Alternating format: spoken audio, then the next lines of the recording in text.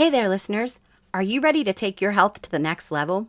If you've been looking for a way to truly understand your body and unlock vibrant energy, balanced hormones, and a thriving metabolism, I've got something just for you. I'm so excited to announce my 3-part virtual workshop series, Rooted in Health, Cultivating Women's Wellness from the Inside Out. This series is all about you, understanding your unique microbiome, balancing your hormones, and fueling your metabolism in a way that works for your body. Here's what you'll learn: how to optimize your gut health for better digestion, immunity, and mood, the secrets to balancing your hormones and how to understand key health biomarkers, and strategies to support your metabolism through nutrition, fasting, and toxic-free living.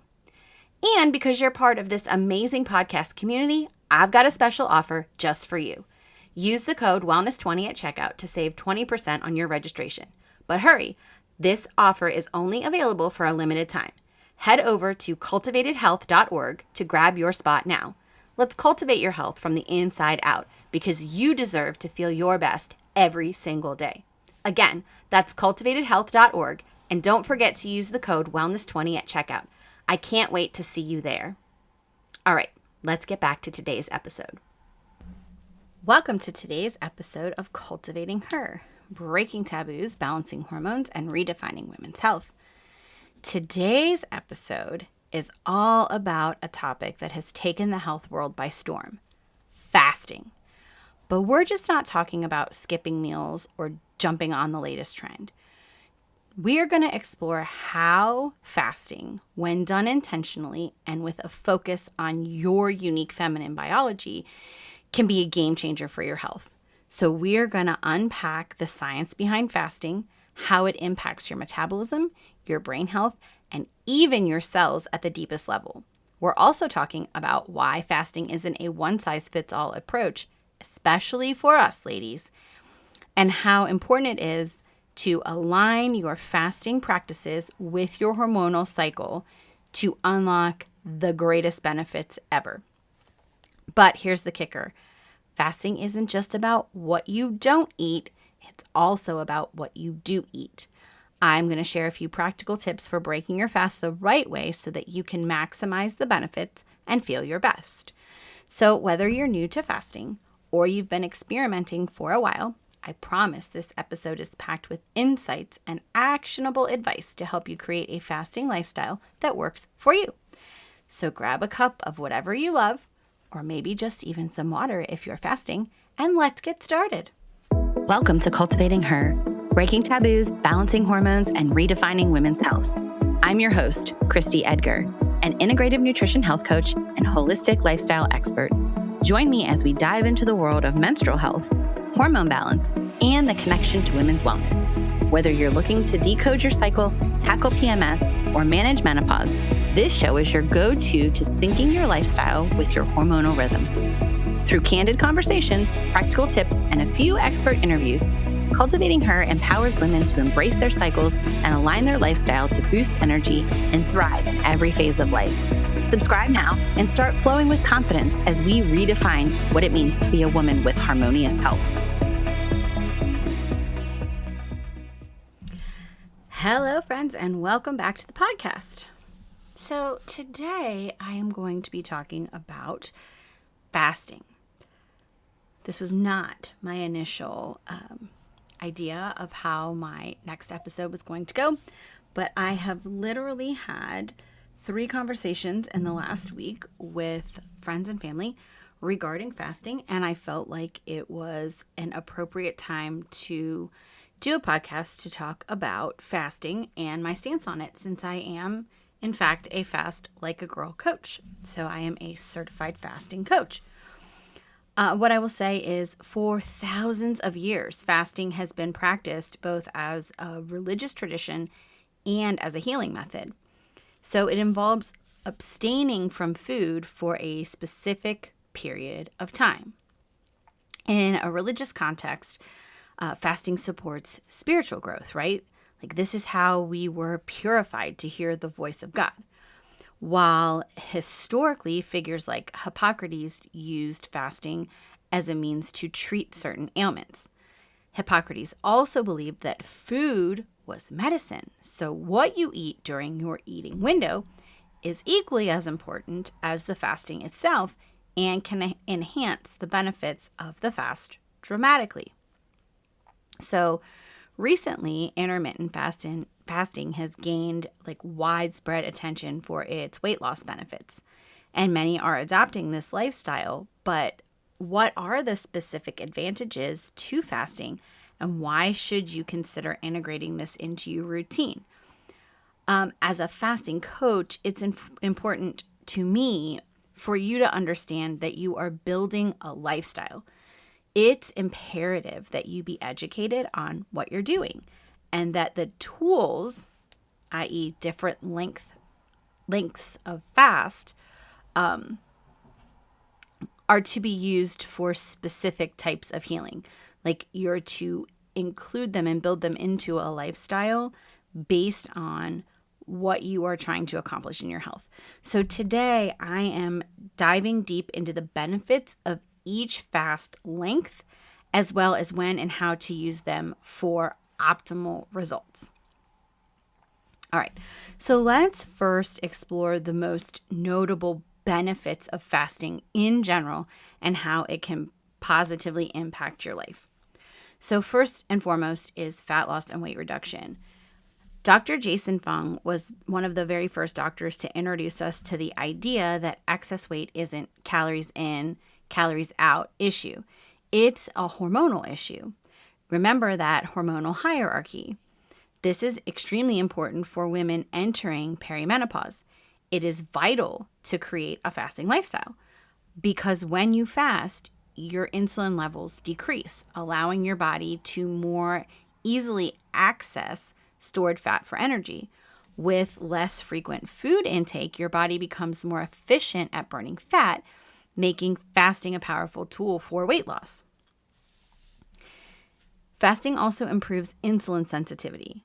So, poor insulin sensitivity can lead to insulin resistance, increasing the risk of diabetes.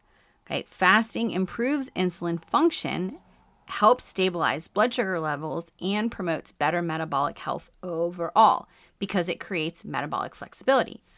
The more we practice this, the better the body gets at going back and forth between being a sugar burner and being a fat burner. The third thing that fasting does is it creates cellular repair and longevity. So fasting activates autophagy, a process where the body clears out damaged cells and regenerates new ones. So during this cellular housekeeping, cells repair themselves by removing and recycling damaged proteins. This process can enhance longevity and reduce the risk of chronic disease by keeping cell function optimal. Reduced inflammation. So chronic inflammation is a key factor in many conditions, including heart disease, arthritis, and certain types of cancer. And fasting has been shown to reduce inflammation markers, potentially lowering disease risk and promoting overall health. By giving your digestive system a break, fasting allows your body to focus on repair and on reducing oxidative stress and inflammation. This also boosts immune function and helps manage chronic inflammatory conditions. Fasting also boosts brain function. So fasting offers several cognitive benefits. Research suggests that it enhances brain function, stimulates the growth of new neurons, and may protect against degenerative diseases. Fasting also improves mood and mental clarity by increasing brain-derived neurotrophic factor, BDNF. It's a protein that supports our brain health. Okay, so key cognitive benefits would be enhanced mental clarity and focus, increased BDNF production, which supports memory and learning, and protection against neurodegenerative diseases like Alzheimer's. Okay, these benefits are especially relevant to women in perimenopause as estrogen levels fluctuate, affecting neurochemicals such as serotonin, dopamine, BDNF, and acetylcholine. Fasting can help boost the body's production of these important chemicals. Heart health. Fasting has been shown to reduce the inflammation markers potentially lowering disease risk and promoting overall health. Essentially, fasting helps heal the metabolism and supports our heart health. So, the emotional and mental benefits. So, fasting also helps regulate hormones linked to hunger and mood, leading to improved emotional balance. By practicing mindful eating and becoming more attuned to hunger signals, many individuals experience greater control, a heightened sense of well being, and even spiritual clarity during fasting periods. It really does. Ketones really do change the way that the brain kind of uses energy. So the brain actually prefers to burn fat. So that would kind of make sense as to why when we are in a fasted state and the body is making ketones, we're burning fat, that our mental clarity gets better. So the most well-known and widely practiced form of fasting is intermittent fasting. So this method helps restore the body's natural feast and famine cycle. To give some historical context, in primitive times, humans didn't have constant access to food. They had to hunt and gather, often going long periods without knowing when or even where their next meal would come from. During winter months, food scarcity could last for days. So our bodies are so resilient that they can thrive without food for extended periods. So when blood sugar and insulin levels drop low enough, the liver produces ketones. These ketones make humans more alert and more energetic, driving the motivation to seek food. Ketones also release stored glucose, insulin, and fat. Well, in today's world, with food constantly available, we often eat continuously, never giving the body a chance to switch to its alternate fuel system. By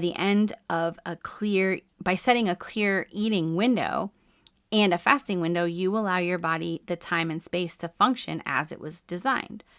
Start by gradually working up to 13 to 15 hours without food each day by moving breakfast back an hour. Stop eating after dinner, and then focus on foods that are nature-made, not ones that are heavily processed.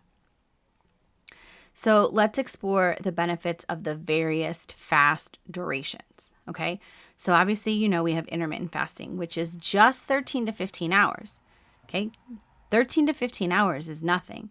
So this is used to get the body used to the feast and famine cycle. Ultimately, this is the baseline for everyday living, okay? This is how we reduce insulin levels. This is what stimulates autophagy.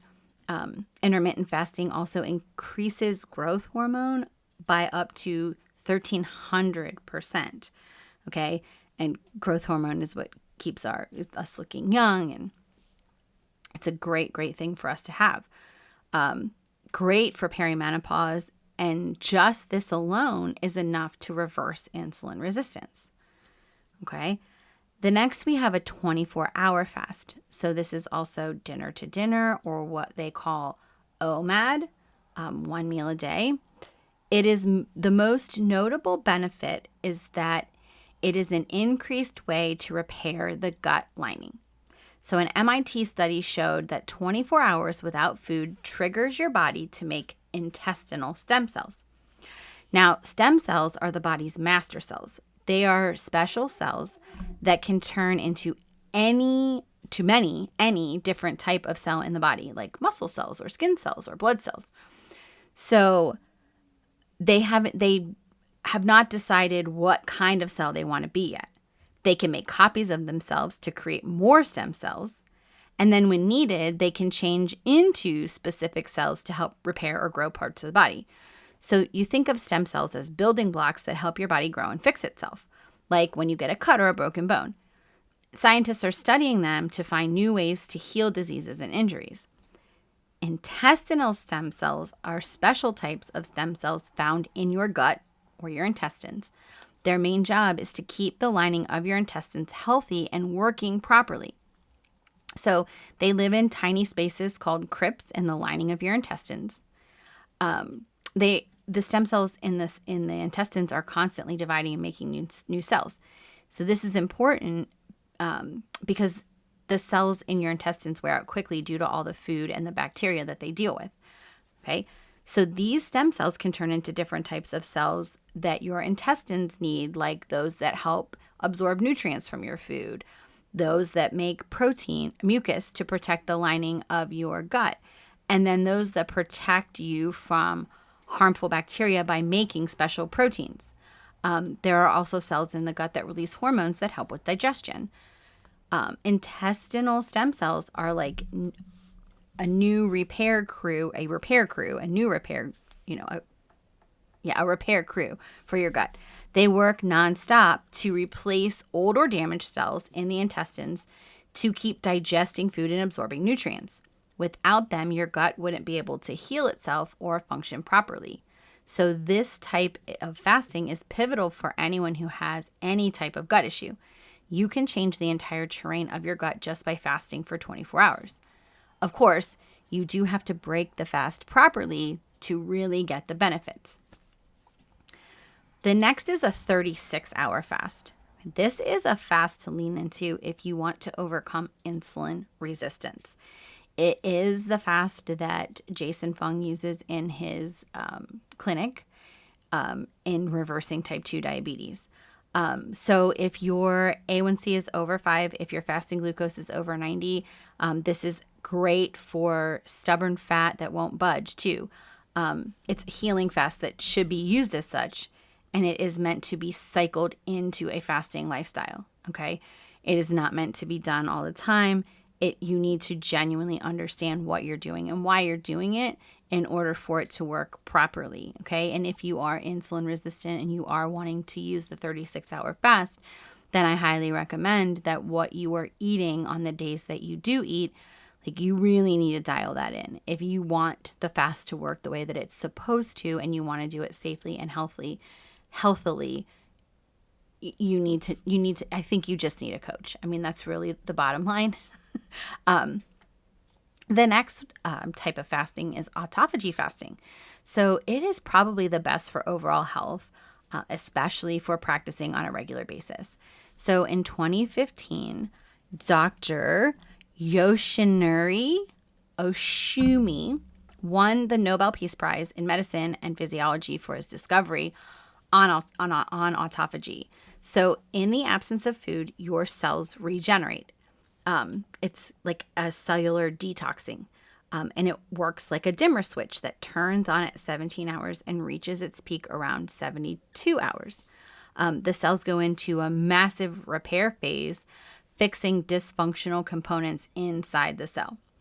So there are 2 requirements to stimulate autophagy. The first is to fast for more than 17 hours. And the second is to keep your protein below 20 grams and increase your plant diversity with 20 or more varieties of vegetables, greens, herbs, and fruits when you're eating, okay? Then we have the 3-day water fast. So Dr. Walter Longo discovered patients with cancer could reboot their entire immune system if they went 3 days without food. And what happens is old immune cells, like white blood cells, T helper cells, and TD4 cells that are ineffective or worn out would regenerate through a process that results with stem cell production, okay? So the stem cells are made at around 72 hours, and these stem cells provide deep healing. We talked about that just a few minutes ago when I was talking about the intestinal stem cells. I gave you a brief overview of what stem cells were. So the 3-day water fast really is about deep cellular healing and cellular detox. This is a great quarterly fast or twice a year fast, and it's specifically used for healing, or it can be used if you have a specific condition. But again, that is the type of fast that you should be doing with a coach, with someone, your doctor should know about it. You should be discussing this with more than yourself. And then the last is a dry fast. So there is little research other than what has been done in Muslim communities around the practice of Ramadan. But here are some of the benefits that they have seen. So the first is that dry fasting signals the body to make BDNF, which is brain-derived neurotropic factor. Okay, this is like fertilizer for your brain. It helps you grow new neurons, and those neurons are the ones that increase your memory and your learning. Okay, dry fasting also lowers inflammation, which several of the other types of fasts do as well. So a dry fast is pretty intense because you're not eating or drinking anything. And then the third one is that it might help balance cholesterol. So research has shown that your good cholesterol, the HDL, goes up, and the bad cholesterol, the LDL, goes down. So in Dr. Mindy, so she's my mentor, she has found in her practice where she's treated millions of women that dry fasting really, her experience is it shouldn't last more than 24 hours because the body is really not intended to go that long without drinking.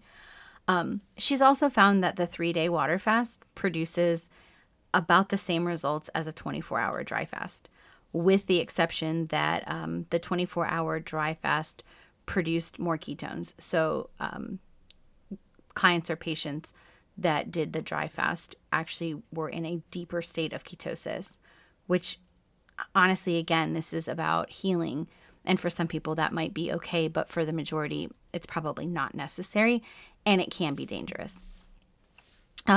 So once you have mastered intermittent fasting, like 13 to 15 hours, then you can begin to explore extended fasting for increased health benefits. This is what is known as creating a fasting lifestyle. Okay, but what I will tell you is that it is not healthy to do the exact same fast every single day. And when I say that, I'm mostly talking to women because I am a women's health coach. It's unfortunate and unfair, but dudes can kind of do whatever they want in this scenario. Whereas for women, creating a fasting lifestyle requires special care and training due to the sensitivity of our female hormonal cycle. I cannot stress this enough. I'm going to get a little loud about it every time we talk about it. Like, you have to work fasting into your feminine cycle, not the other way around. You can't just fast willy-nilly, however and whenever you want. You have to know where you are in the cycle to decide what's best for your health. And here's the thing, like, yes, you're going to feel great because there are some benefits that are produced by fasting that are going to give you immediate feel-good results. But what it is doing to your hormones is what is dangerous. And unfortunately, those are things that we can't see. So these are silent, but potentially catastrophic problems. And if I would be a terrible coach and a terrible advocate if I got on here and did not impress upon you ladies how important this is. We are already suffering from perimenopause symptoms. We already have a whole host of issues going on. If we want to fix the problem and we want to get to the root cause, the very first thing we have to do is we have to understand that feminine cycle. Okay. So for instance, during the first part of our menstrual cycle, like day 1 through day 10, when estrogen is being produced, fasting is completely safe and perfect. In fact, I highly recommend it because estrogen benefits from stable blood sugar. So fasting and a low carb ketobiotic style of eating can help alleviate your PMS symptoms like bloating and cramping and heavy bleeding. Okay, remember when I did the episode on PMS, we did talk about those are symptoms of an estrogen imbalance. Well, estrogen gets imbalanced because we have insulin that's not in check. Okay, so utilizing fasting in that front half of the cycle is fantastic and highly recommended. Now, when we get to the second half of the cycle, it's critical not to fast or to restrict our carbohydrates. Now, when I use the term carbohydrates, I'll, for a few more episodes, hammer this in, but hopefully you'll come to realize that I mean nature's carbs. Okay, when I say carbs, I don't mean bread, I don't mean pizza, I don't mean rolls or wraps or any other kind of keto. None of it is healthy for you. Carbs that are man-made, man-produced, not healthy. When I'm talking about carbs, I'm talking about nature's carbs that come from green beans and sweet potatoes and beans and lentils. They're natural and they're also high in fiber. Okay. So in this stage where progesterone is the dominant hormone in that second half, progesterone relies on glucose for optimal function. So there is no restriction of carbs at this time. And since progesterone is sensitive to stress and fasting is considered a form of hormetic stress, it is not recommended ever. 13 to 15 hours is max during your nurture phase. For more detailed information on managing fasting with your hormone cycle, make sure you go to my website to download that cycle literacy guide. It is completely free. And you can, of course, I'm always available for you to ask questions. Fasting can be a really powerful tool for women, but it must be aligned with the natural fluctuation of your hormones. No excuses. It is irresponsible, period. Also, I do firmly believe that for longer fasts that are for glucose stores and to help insulin resistance, you need a glucose monitor.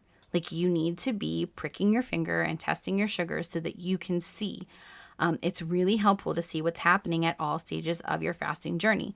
It's also for safety reasons, because if your glucose drops too low, you want to break your fast. You're trying to heal, not create more damage. And it's not just fasting that's important. What you eat in the eating window matters. Food is medicine.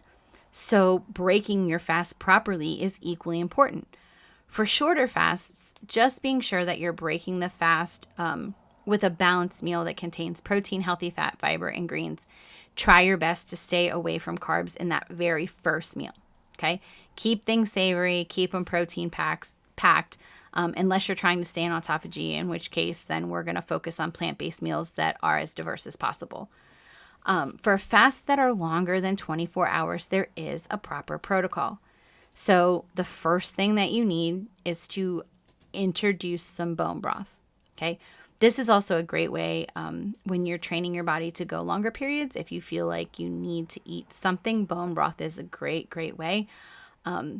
Preferably that delicious homemade kind that has the loads of collagen from your roasted beef bones. That helps to heal the gut, right? This is very healing for the gut lining. So 24-hour fasts are longer. When we break the fast, we want to have some bone broth. And then about 30 minutes later, you can add some healthy fat with a probiotic type food, okay? And then steamed veggies, and then finally protein like meat or beans or tofu or whatever. But each step should be about 30 minutes apart. And if you struggle at a step, then you're going to go backwards and start from there. So, for instance, if you get an upset stomach eating veggies, then go back to just healthy fat and your probiotic. If the fat is an issue, then you want to go back to just bone broth, try again, and then in 30 minutes, you can try to add something else. Remember that past 24 hours, we're healing the gut. So what we put in really matters after. Like, we're setting the stage for the state of the microbiome. So I hope that this has offered a little bit of insight to you on how fasting offers a wide variety of benefits that extend beyond just weight loss. So from improving your metabolic health to promoting brain function and longevity, fasting can be a really powerful tool for enhancing your overall well-being. The purpose of today's podcast was to really impress the importance of approaching fasting in a responsible manner. Like, I highly recommend you speaking with a healthcare professional before starting any fasting regimen, especially if you have underlying health conditions. I would also seriously consider hiring a health coach who's able to walk you through the process, or at the very least, get you started with all of the right tips and tricks for how to fast for your specific conditions. Okay, because when done correctly, fasting can be a transformative practice that not only improves your physical health, but also supports your emotional and mental well-being. So thank you for being here today. I hope you got a lot out of it. As always, I am here to answer questions and help guide you as best I can. So keep your questions coming. Keep being curious. Keep sending them to me because I do love getting them. And just forgive me if I'm a little bit adamant about the responsibility of this particular tool in the holistic toolbox. Okay, fasting definitely needs to be done in a responsible manner. Until next time, friends, be kind, be well, cultivate your health. Thank you for joining me on this journey to educate and empower. I hope you found value in what you heard and will come back to listen again. Together, we're going to create a community of women empowered to transform their health. If you're excited to be part of this, please subscribe, leave a review, and share with the other women in your life who need health support tailored to that X chromosome. Until next time, be kind, be well, cultivate your health.